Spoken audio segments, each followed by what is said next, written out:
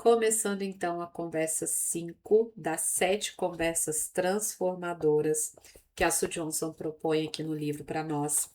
E hoje nós vamos falar sobre mágoas e sobre perdão. E aí a autora já traz uma frase logo no início do capítulo, que é para dar uma amostra do que ela traz para a gente de reflexão nesse capítulo. A frase é a seguinte: todos acham o perdão uma ideia maravilhosa até terem algo para perdoar. E olha que frase forte, porque realmente o perdão ele é muito valorizado na nossa cultura, provavelmente pela influência religiosa do cristianismo, do quanto perdoar é nobre. Mas perdoar é uma tarefa muito difícil, bem mais difícil do que a gente acredita, principalmente quando a mágoa, quando aquela ofensa, quando aquela dor foi causada por uma pessoa que é tão importante para nós, como a nossa pessoa, como aquele ser amado que a gente escolheu para dividir a nossa vida, dividir a nossa intimidade, construir família, fazer planos de futuro, enfim. E a autora diz que já presenciou várias vezes com casais uma mudança muito grande na dinâmica deles. Em que sentido? Que o casal estava brigando muito, tendo muitos desentendimentos, e aí eles começavam a ficar bem na terapia de casal, e de repente havia um momento de desconexão repentina entre o casal. E aí ela ficou refletindo o seguinte: como um pequeno incidente pode ter esse poder avassalador? Bom, é claro que o incidente não foi pequeno. Para um dos dois, pelo menos, foi excruciante. E eu fui terminando de atender e já entrei aqui na gravação do nosso podcast e nem tirei meu fone de ouvido, tirei agora. Mas vamos lá. E aí a Sue Johnson traz o seguinte: em décadas como pesquisadora e terapeuta, descobri que certos eventos fazem mais do que apenas tocar nos pontos sensíveis ou nos magoar. Então lembra que nós já conversamos sobre os pontos sensíveis, que são aquelas situações que causam ali um incômodo, um desconforto, traz alguma reação mais intensa, alguma emoção mais intensa. E ela diz que tem eventos que são muito mais intensos no sentido de nos machucar do que simplesmente tocar num ponto sensível ou nos magoar, porque foi alguma situação ali que nos chateou. Ela diz que esses eventos, eles nos ferem tão profundamente que viram nosso mundo de cabeça para baixo. São traumas de relacionamento. Os dicionários definem o trauma como uma ferida que nos causa medo e desesperança, desafiando nossa noção de previsibilidade e controle. E não existe somente aquele trauma que é experimentado de forma individual, que são aquelas situações muito graves e desafiadoras que a gente enfrentou em algum momento da nossa vida e que nos marcou profundamente. O que a autora está trazendo é que é possível viver um trauma no nosso relacionamento.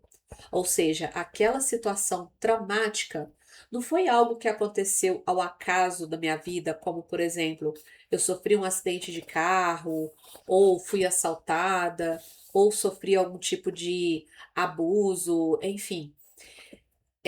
A autora traz que é possível sofrermos esse trauma no nosso relacionamento, ou seja, a pessoa amada, que é aquela pessoa importante, que deveria ser o meu porto seguro, a minha fonte de segurança, de afeto e de proteção, na verdade é causadora dessa ferida tão profunda, desse trauma. E ela traz essa frase, que é o que eu estou dizendo. Não há trauma maior que ser magoado exatamente por aqueles em quem confiamos. Então, se não há trauma maior, é claro que se acontece uma situação assim, de nos magoar, de nos machucar de uma forma tão profunda, é claro que isso vai nos marcar. Isso vai gerar uma marca no nosso relacionamento. E a gente vai precisar lidar com isso. E eu vou contar aqui para vocês sobre como lidar com isso.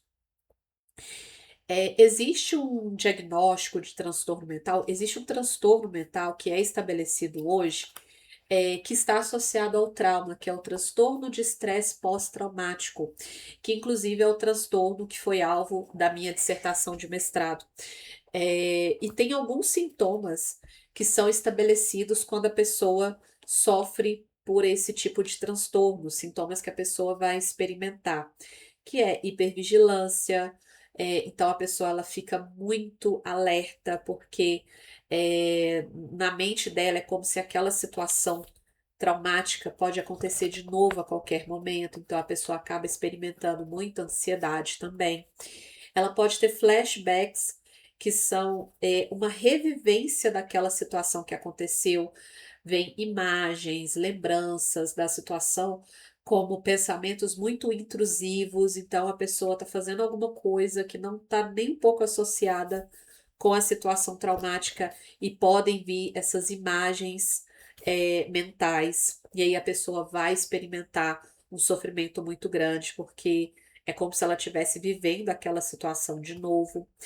E também a autora destaca aqui o sintoma do distanciamento, que a pessoa ela experimenta realmente um isolamento social. Ela sente uma vontade de se afastar das pessoas, então ela vai evitar as interações, ela vai evitar situações que sejam associadas ao evento traumático.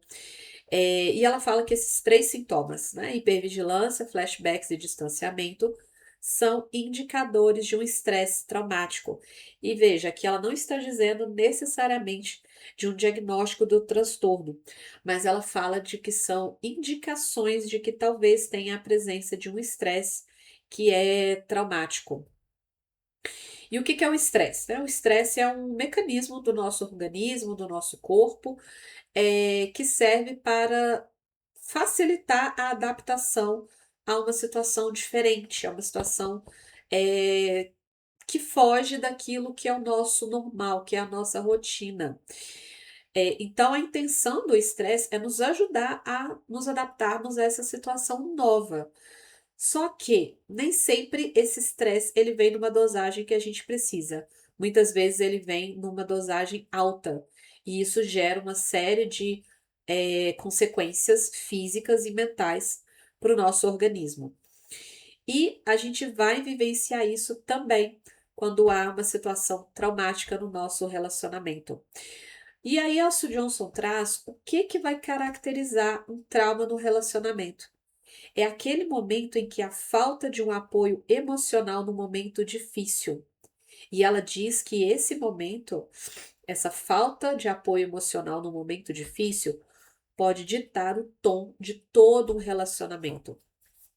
Casais que sofrem por trauma de relacionamento, a pessoa que foi ferida, ela relata muito um antes e depois no relacionamento. Então, antes a nossa relação era de um jeito, depois desse ocorrido, nosso relacionamento virou outro.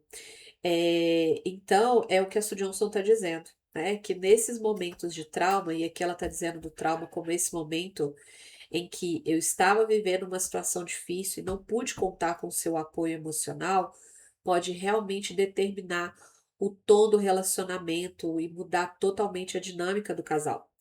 Numa só tacada, pode eclipsar centenas de pequenos momentos positivos e demolir a segurança de um relacionamento amoroso. E aí é o momento em que a gente volta a se questionar: você vai estar ao meu lado quando eu mais precisar? Você se importa com a minha dor? Ela diz que essas são questões eternas e uma resposta negativa a essas perguntas tem um imenso poder de destruição.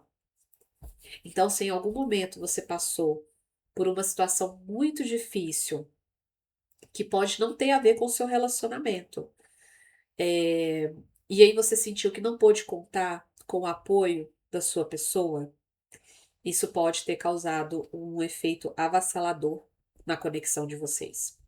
Ou talvez não, não é uma regra. Talvez vocês conseguiram se conectar depois disso, você conseguiu manter uma segurança de sentir que eu posso contar com essa pessoa. Mesmo que naquele momento eu não senti o apoio que eu precisava, mas eu acredito que aquela pessoa está ali. Eu não preciso ficar hipervigilante achando que aquilo vai acontecer de novo. tá? Isso é possível também, não é uma regra. A autora traz também o seguinte: não há muito espaço para concessões ou ambiguidades quando necessitamos urgentemente do apoio de quem amamos.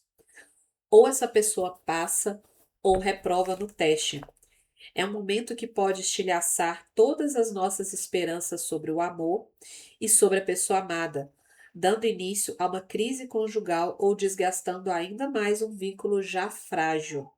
Até que esses traumas sejam confrontados e resolvidos, a abertura e o envolvimento emocional verdadeiros estarão fora de questão. Então, não tem um meio termo. Eu precisei de você num momento muito difícil.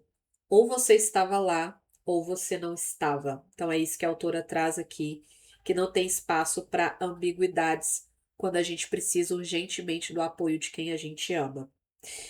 E é muito importante a gente entender que o que vai trazer um trauma não é necessariamente a situação em si, mas sim o que que aquela situação representou, o que que foi mais importante para mim naquela situação toda, qual interpretação eu fiz daquela situação que aconteceu. E aí, para ilustrar isso, a autora traz um exemplo de um casal em que o marido ele teve um caso com uma colega de trabalho.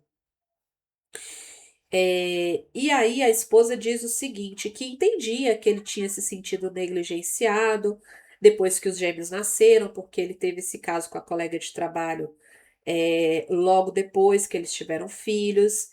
E ela falou que pode até entender que ele estava frustrado quando conheceu essa colega, que ela pode entender que o relacionamento entre eles tenha se desenrolado naturalmente, que eles não tenham conseguido resistir.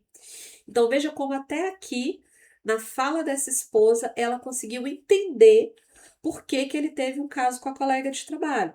Mas olha o que ela traz depois. O problema para mim não é a traição em si. O que eu não consigo superar é a maneira como você me contou. Penso nisso o tempo todo. Você viu o quanto eu fiquei arrasada. Eu estava literalmente no chão. E no pior momento da minha vida, o que você fez? Me culpou pelo seu caso. Listou todos os meus defeitos e descreveu como sua vida poderia ter sido se não fosse por mim. Então veja como que para essa esposa, a grande dor para ela, o trauma que ficou para ela dentro desse relacionamento, não foi o caso extraconjugal do marido, mas sim o fato de que ela estava no pior momento da vida dela e a forma com que ele contou para ela sobre a traição foi culpando ela pelo caso, fazendo ela se sentir pior ainda, listando os defeitos dela. Então veja que não é sobre se envolver com outra pessoa, mas é sobre sentir que no momento em que eu mais precisei, você não estava lá por mim. E é exatamente esse sentimento que gera um trauma no relacionamento. E esses traumas de relacionamento não acontecem apenas por infidelidade, mas é, apesar de ser muito frequente que os parceiros que foram feridos sintam isso em momentos de traição e de infidelidade, mas eles se sentem com certa frequência abandonados. Então, esse sentimento de abandono, ele pode se manifestar em outras situações também, não só em casos de infidelidade. É, porque o que está por trás da queixa? Como você pôde me abandonar justo naquele meu pior momento? Então, podem ser em situações de estresse emocional intenso, quando é natural sentir mais carência. Por exemplo, após o nascimento ou a perda de um filho, a morte de um pai, a perda repentina de um emprego, o diagnóstico ou o tratamento de uma doença grave. Então, são situações em que a gente tem uma carência muito grande do apoio do outro. São momentos de vulnerabilidade. E se a pessoa não está ali para prestar o apoio emocional que a gente precisa, isso pode gerar um trauma no relacionamento. E como é que fica a outra pessoa nessa história, né? Como é que fica a pessoa que feriu? ela geralmente não está sendo maldosa ou insensível de propósito. Na verdade, geralmente essa pessoa tem as melhores intenções. A maioria simplesmente não sabe como sintonizar com as necessidades do parceiro, nem oferecer o conforto de sua presença emocional. Então, não é que necessariamente a pessoa que causou essa ferida, que causou esse trauma, ela teve a intenção de machucar, mas ela tem as melhores das intenções, mas não consegue atender realmente a necessidade emocional que a pessoa ferida precisou. Então, não é sobre achar culpados, causadores de dor, mas é de entender como isso funciona e lidar com isso juntos. Porque aí entra um erro dos casais quando tem alguma ferida no relacionamento, quando vivem algum trauma. Eles fingem que não existe. Eles tentam lidar com isso fingindo que isso não existe. E a autora faz um alerta, ela diz que isso é um grande erro, porque mágoas diárias são facilmente descartadas e pontos sensíveis podem desaparecer se a gente parar de cutucar eles nos diálogos diabólicos. Mas traumas mal resolvidos não curam. O desamparo e o medo que eles causam são quase indeléveis. Disparam nossos instintos de sobrevivência. Desconfiar e depois descobrir que não havia motivos para desconfiança é mais inteligente em termos de sobrevivência do que confiar e acabar ferido. Então, o nosso organismo, o nosso corpo, ele evoluiu dessa forma. Então, é um instinto de sobrevivência. É mais eficaz. O que que o nosso organismo entende? Organismo no sentido de corpo e mente. É muito mais eficaz eu desconfiar e depois descobrir que não tinha motivo para desconfiança do que confiar e me machucar. Porque essa segunda alternativa coloca a minha sobrevivência em risco, me coloca no risco de ser machucada. E como lidar então com o trauma de relacionamento? A única maneira de curar essas feridas é confrontá-las e tratá-las juntos. Então, é não ignorar e buscar o perdão. Ela fala que esse é o primeiro, ela diz o primeiro, mas eu vou dizer que é o segundo objetivo. O primeiro é realmente não ignorar, não agir como se a situação não tivesse acontecido. O segundo objetivo para os casais que enfrentam isso no relacionamento é o perdão.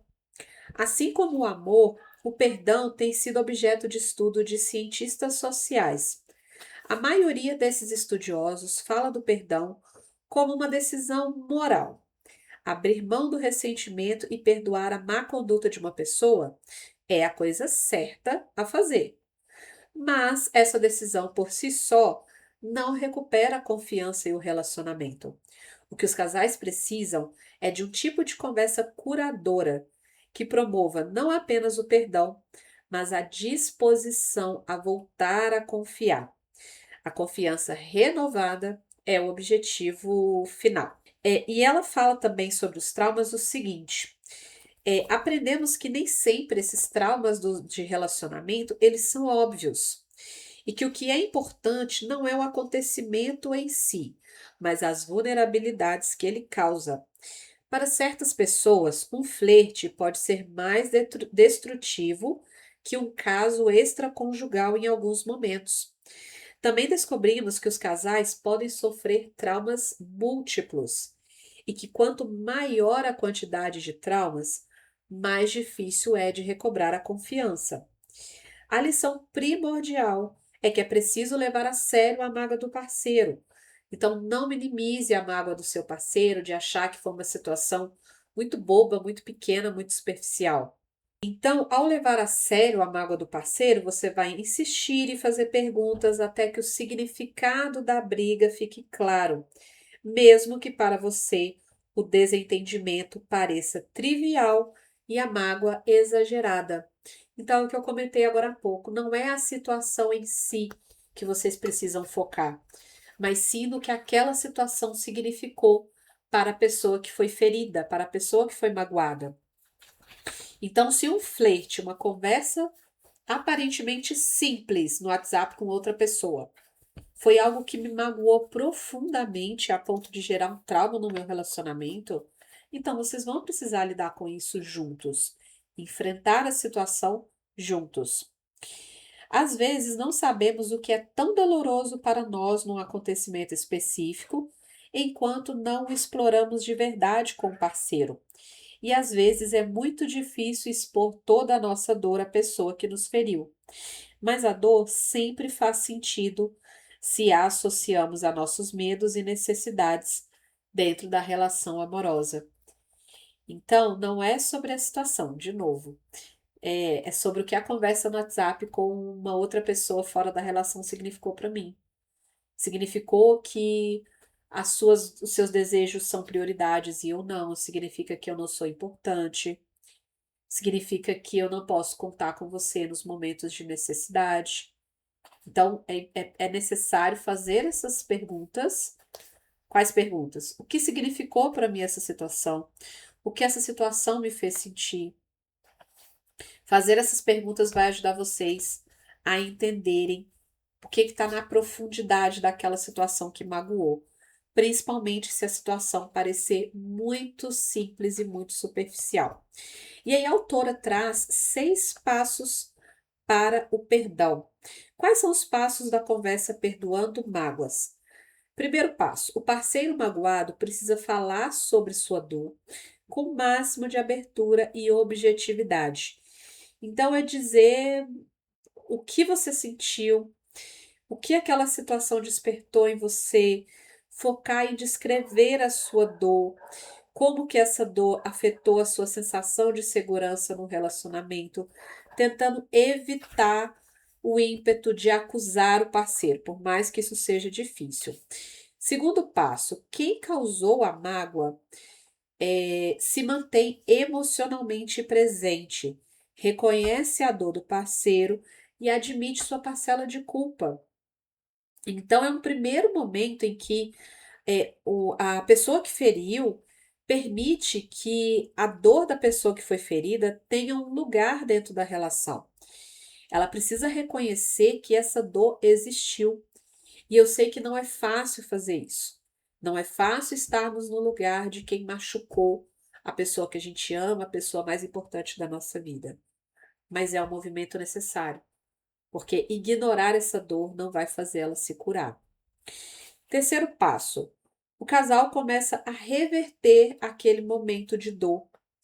É como uma revisão de roteiro, e aí o casal consegue começar a fazer um movimento de ressignificar aquela situação que aconteceu. Passo 4. O parceiro causador da mágoa agora assume a responsabilidade pelo modo como a causou e expressa arrependimento e remorso. Então, é se permitir entrar em contato com a mágoa da outra pessoa a partir do olhar da outra pessoa. É parar de justificar de que foi uma conversa no WhatsApp, que não foi nada demais, e entender que para outra pessoa significou que ela está sozinha, que ela não é importante. Então, é se colocar nesse lugar de responsabilidade de quem causou no outro esse sentimento de que está sozinha, de que não é importante. Passo 5. A pessoa magoada identifica aquilo de que precisa para superar o trauma. Então, pede diretamente que essas necessidades sejam atendidas. Ou seja, que a pessoa amada reaja de maneira diferente. Então, se o que me machucou foi sentir que eu não sou importante, por exemplo, eu não quero que você continue me explicando que foi uma conversa no WhatsApp que não evoluiu. Eu quero que você manifeste o quanto eu sou importante para você. Sei lá, me dizendo isso todos os dias de manhã, me dá bom dia. Então, eu estou expressando a minha necessidade de uma forma direta. Passo número 6, sexto e último passo. O casal agora cria uma nova história que narra o desentendimento que causou a mágoa. E o mais importante, a conversa descreve como o casal enfrentou o trauma junto e deu início à cura. Então, é o momento em que vocês já conseguem olhar para a situação como algo que foi esperado e como algo que vocês podem até usar para fortalecer a conexão de vocês. E a autora diz o seguinte: se os diálogos diabólicos forem crônicos e a conversa e a segurança estiverem muito enfraquecidas, pode ser necessário repetir a conversa perdoando mágoas várias vezes. O mesmo se aplica quando há vários traumas envolvidos. Só que, mesmo nesses casos, uma mágoa geralmente se destaca das outras. E quando essa mágoa se cura, as outras também sucumbem, como num castelo de cartas. Então, se você é essa pessoa que foi ferida por vários traumas, tente identificar qual mágoa que está se destacando das outras. E escolham essa para vocês trabalharem juntos. Trabalharem juntos tendo essa conversa perdoando mágoas. Por outro lado, certos acontecimentos, sobretudo traições, também complicam o processo de perdão. Os motivos da crise podem ser muitos, mas também nesse caso, um momento geralmente resume a mágoa como um todo. Então, se vocês não conseguirem superar esse trauma na primeira conversa que vocês tiverem, não desistam. Talvez vão ser necessárias várias conversas do tipo perdoando mágoas para que vocês consigam se entender. Porque lembra da nossa primeira frase? Perdoar é uma coisa muito boa até que a gente tenha que perdoar. Então entenda que é um processo, que não é algo tão simples, que não é uma escolha, como muitas vezes é colocado pra gente, mas é um processo de cura que precisa ser compartilhado entre os dois. A enganação intencional a longo prazo mina a sensação de que conhecemos o nosso par. Como resultado, não conseguimos definir nossa própria realidade, nem ter certeza do que é verdade. Como dizemos a nossos filhos, não confie em estranhos. Então, quando acontecem situações de traumas múltiplos, como por exemplo, uma infidelidade de longo prazo, dá pra gente a sensação de que a gente não conhece essa pessoa, né? E aí liga aí o nosso sistema de alarme no organismo de pensar, eu não posso confiar nessa pessoa, porque essa pessoa é uma estranha para mim. Mas vocês podem superar isso, tá? Existe solução, existe esperança através dessa conversa perdoando mágoas. Mágoas podem ser perdoadas, mas nunca desaparecem. Em vez disso, na melhor das hipóteses, elas se integram às histórias do casal, como um exemplo de vínculo renovado. E é assim que nós encerramos a conversa 5. Espero que você tenha gostado dessa conversa. Se permita trabalhar essa mágoa se você é a pessoa ferida. Se permita trabalhar essa mágoa se você é a pessoa que causou a ferida no outro. Porque se vocês se unirem contra o trauma, vocês têm muito mais chance de vencer, tá? Peço desculpas pela minha voz cansada, não sei se deu para perceber, mas está muito frio aqui na minha cidade hoje e eu tenho problemas respiratórios que às vezes atacam, mas vou tentar me cuidar de hoje até amanhã para melhorar. Mas eu não quis deixar de gravar o episódio, até porque meu prazo tá bem apertadinho para lançar esse episódio para você. E espero que isso não tenha comprometido a sua compreensão ou o conteúdo aí para vocês, tá bom? Um beijo, tchau, tchau.